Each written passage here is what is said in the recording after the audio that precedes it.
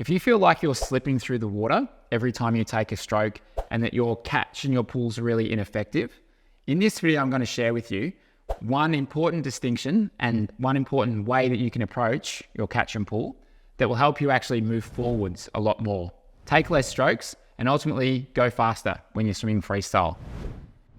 Now, when we have a look at elite level swimmers, one way we can see how effective they are with their catch and their pull through in the water is if we look under the water, like you can see here, once they've got their catch, so their catch is from here down to here, which is like the setup phase of their stroke.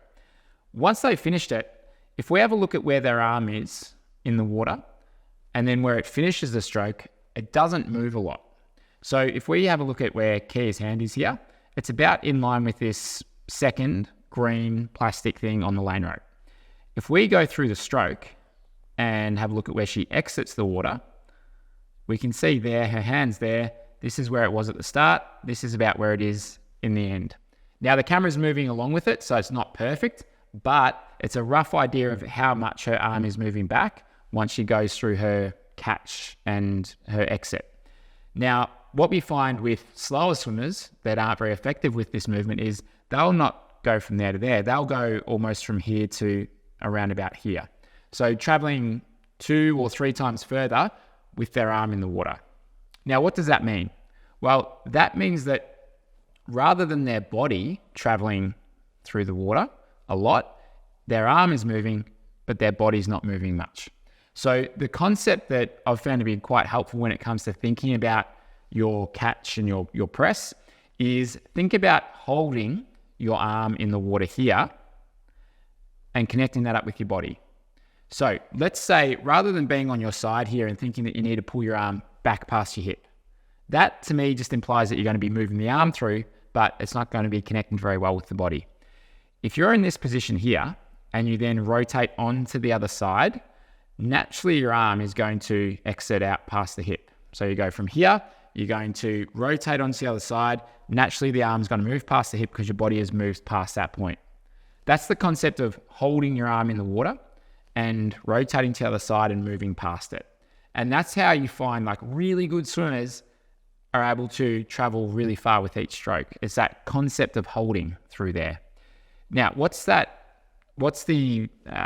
connection between your arm and your body in your hip? It's the shoulder. So once you've set your catch, then if you hold firm through your shoulder and through here, and then you feel like you're connecting it up with your hips and your core, then you can move forwards. Whereas a lot of times the wrong thing to do there, what people do instead is they just think about pulling their arm backwards. So once you set your catch, hold firm through the arm and the shoulder and rotate onto the other side, and that's what's going to help move your body forwards. So it's almost like you're anchoring the arm in the water and just moving past that point. Much easier said than done, but that's what we want to work towards. So if you feel like you're slipping through the water and not holding much, it's probably because you're trying to pull your arm backwards as opposed to holding the arm, pressing against the water and moving your body past that point. How would you go about developing this? There's 2 drills that I find really helpful here. The first drill is just a single arm freestyle drill with one arm by the side and put fins on for this. When you enter and you reach forwards and you set your catch, then feel like you're holding and you can work on that rotation and move past that point. So single arm freestyle drill done with fins on is a really good way to work on that part of it. The second drill is a long dog paddle drill, or it's also called underwater recovery freestyle, where once you reach forwards, you rotate on your side and then you get your catch. And again, once you've got your catch, I want you to feel like you're rotating onto the other side, like you're driving through the hips and the core, and then you're reaching forwards with the other arm. So those 2 drills can help you work on that concept there. And a good way to see whether or not you've improved is if you do 1 lap of easy freestyle, count your strokes. Let's say it takes you 25 strokes in a 25-meter pool. Go through some of these drills, work on this holding concept, and then see if your stroke count reduces. If you go from 25 strokes in a 25 pool, maybe you go down to 23 or 22.